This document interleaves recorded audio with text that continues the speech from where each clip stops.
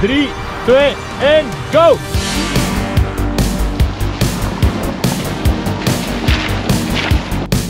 We zijn op fotoshoot met de ID.4's. Dus ik heb hier de ID.4 GTX. En achter mij zit Glenn met de gewone ID.4. Er is wel een weg, hè. Het is een weg. Ja.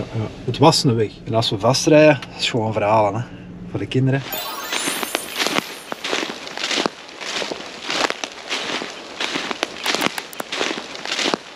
En we zijn vooral op zoek naar de verschillen tussen deze twee wagens, want ja, die zijn al bij al toch heel beperkt, lijkt me. Ik weet al, deze heeft 2 motoren, is 4wiel aangedreven, de GTX. De gewone is achterwiel aangedreven. En dan verder, ja, mooie sportzetels in de mijne en een stiksel. Een ander stiksel in de deur. En dat is het ongeveer, denk ik. Het belangrijkste is natuurlijk de grip in dit natte herfstweer. En dat gaan we zo meteen testen in een soort van drag race. We gaan dus die drag race doen tussen de gewone First Edition ID.4 en de GTX ID.4. Oeh, er is al een vliegende start van de gewone ID.4. Maar ik ga nu laten zien hoeveel sneller dat de GTX is en ik ga die gewoon een poepie laten raken.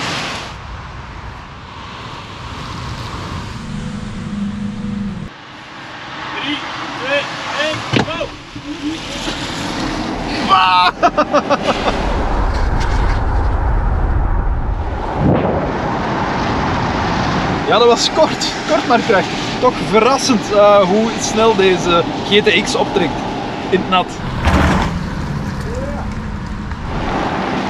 Ja, we gaan dat nog eens doen, hè.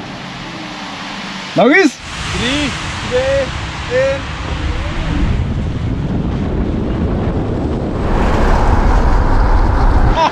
Dat was hem onze drag race. Heel duidelijk en zoals te verwachten is de GTX veel sneller. Ik ga nu even in de gewone ID.4 rijden. Gewoon om het verschil te voelen. Mode. Sport. Oké. Dak. Open. Heel groot glazen dak. Cool, dat hebben ze allebei. Armsteuntje. Right. Kijk, de verschillen. Hier in de deur bij mijn GTX zitten stiksels. Ziet er iets mooier uit van stof.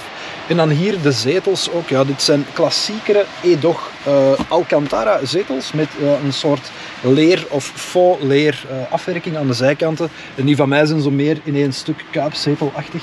Ja, dit is de hoedenplank en niet de achterbank, want Glenn die zat net nog in de koffer om zijn car-to-car foto's te maken. Komen we speciaal naar hier op een zondagochtend, omdat op dit stuk geen wiel erdoor is te kunnen komen, want dat is een doodlopend stuk. 1000 mountainbikers! Bemodderde mountainbikers. Ja, het is een hobby. Oké, nu is het moment. In de verte komen geen mountainbikers niet meer aan, dus we gaan nu ja, nevermind. We gaan niet meer naast elkaar kunnen staan, dat is ook niet veilig, dus we gaan gewoon achter elkaar rijden. En ik ga u laten zien hoe de GTX van mij wegrijdt dan maar. 3, 2, 1, go! Oh! Oh! Amai. Mountainbikers. Dat gaat lukken.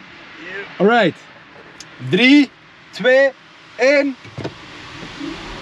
Oh nee! Ja. Verloren, hè. Verloren. Ik denk dat de GTX toch de versie is waar je voor wil gaan. Die is gewoon iets leuker.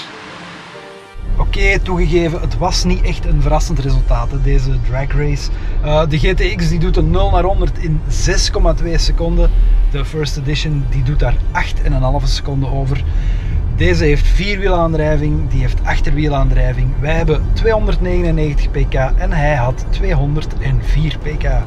Komt er nog die mak op de weg bij, dat natuurlijk zorgt voor extra voordeel, extra tractie door die vierwielaandrijving. Ik had ook het idee dat de throttle response van de GTX veel directer was. Als ik vol op het gas ging, was ik echt direct weg, terwijl het bij de First Edition toch nog wel even duurde voordat hij dan traag op gang kwam. Voilà vrienden, alweer graag voor jullie getest en ondervonden deze drag race tussen ID.4's. Ik hoop jullie terug te mogen verwelkomen op een volgende car review. Bedankt om te kijken. Bye!